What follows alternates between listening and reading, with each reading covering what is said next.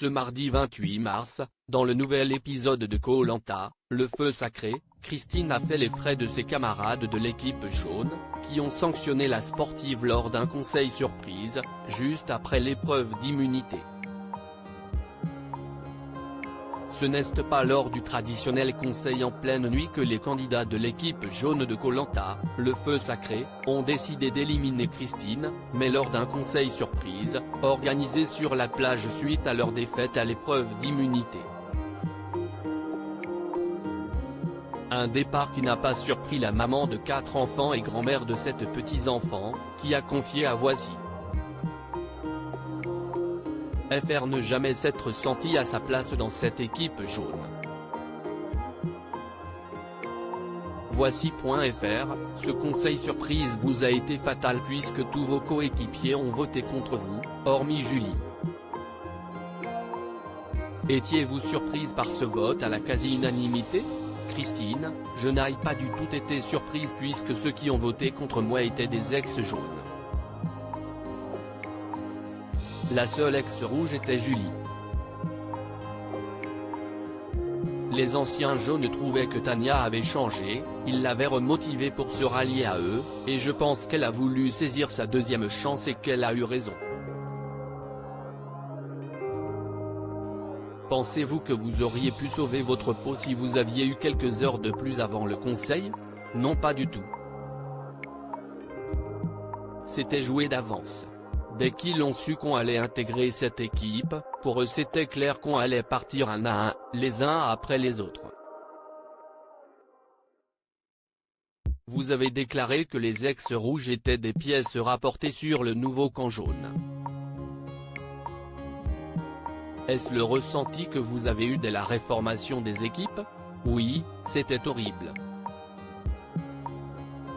On ne s'est pas du tout senti intégré, chez nous, sur cette île. Tout était ficelé, Nicolas à la pêche, Grace qui gérait la cabane et le feu. Nous, on essayait de rendre service et d'apporter notre aide, mais sans prendre de décision. Martin nous a confié qu'il ne s'est jamais senti intégré dans cette équipe et qu'il y avait beaucoup d'hypocrisie. Partagez-vous son avis? Oui, bien sûr. Il nous disait certaines choses sous couvert d'humour, mais notre avis ne les intéressait pas. Si est eux qui décidaient. Par exemple, comme c'était Nicolas qui pêchait, il trouvait cela normal que c'était lui qui est le plus gros poisson. En qui aviez-vous confiance dans cette nouvelle équipe jaune? À part Julie et Martin, personne.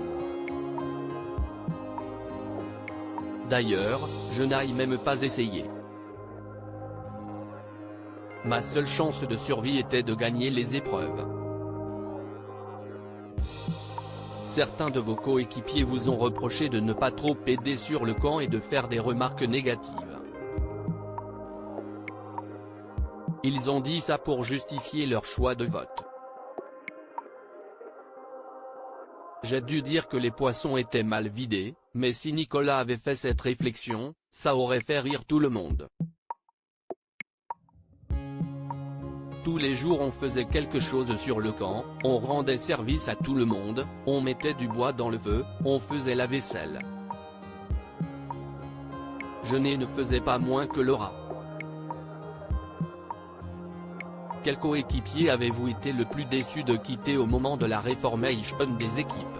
Esteban, Elena, et Alexandre qui étaient déjà partis, et que j'ai bien regretté. Parlez-nous de ce confort incroyable avec les jaunes. Le retour sur le camp n'est-il pas d'autant plus compliqué après? Complètement. Le corps s'habitue à ne pas manger, et d'un coup si est buffet, lit, massage, douche. Si est presque trop, et le retour est difficile. Il a vite fallu oublier ce confort et se replonger dans la réalité du quotidien. Après l'abandon médical de Martin, j'ai su que ça ne sentait pas bon pour moi. Quelle a été votre première pensée lorsque Denis Brognard a annoncé le départ de Martin? Que ça ne sentait pas bon pour moi. Rire, j'aurais bien aimé qu'il reste jusqu'au bout de l'épreuve. On aurait voté contre lui, puisqu'il était en mauvais état. Vous êtes maman de 4 enfants et grand-mère de 7 petits-enfants. Ont-ils reconnu la maman et la grand-mère qu'ils connaissent à l'écran? Certains avaient peur de l'image que j'allais avoir à la télévision, mais ils ont trouvé que c'était vraiment moi. En tout cas, ils sont fiers. Avez-vous découvert pendant le jeu des facettes de vous que vous ne connaissiez pas? Dans la vie, je suis quelqu'un de très indépendant, je prends beaucoup de décisions. Dans Koh-Lanta, il faut observer un peu plus. Je ne dirais pas qu'il faut mettre de l'eau dans son vin, mais il faut faire en sorte d'être facile à vivre au quotidien. Vous êtes très sportif dans la vie. Avez-vous eu le sentiment d'avoir pu montrer ce que vous valiez sur les épreuves? Je pense que j'aurais pu plus montrer sur la fin car, étant un petit gabarit, les épreuves d'équilibre par exemple sont plus accessibles. Je suis resté dans le milieu, pas première, jamais dernière. Mais je n'ai pas de regrets, je referai la même chose. J'étais prête physiquement et moralement, mais il y a un facteur chance dans Koh-Lanta, qu'on ne peut pas maîtriser. Ça a joué sur la fin de mon aventure. Quels sont vos pires et vos meilleurs souvenirs d'aventure? Les pires, ce sont vraiment les nuits interminables avec de la pluie, et quand je dis de la pluie, ce n'est pas la petite averse, si est très dur à vivre. Si est épuisant, on a peur pour le feu, on essaie de s'abriter, on a nos affaires trempées, si est pire que tout. Les plus beaux souvenirs, si est le début de l'aventure avec Denis Brognard en face, la première épreuve du parcours du combattant, et la récompense incroyable du dernier jeu de confort. Qui souhaiteriez-vous voir remporter Koh-Lanta? Sans hésiter, Julie.